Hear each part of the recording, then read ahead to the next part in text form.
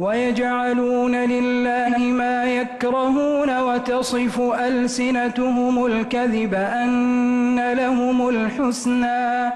لا جرم أن لهم النار وأنهم مفرطون تالله لقد أرسلنا إلى أمم من قبلك فزين لهم الشيطان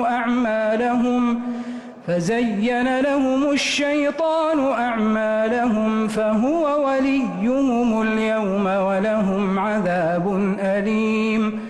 وما أنزلنا عليك الكتاب إلا لتبين لهم الذي اختلفوا فيه وهدى ورحمة لقوم يؤمنون.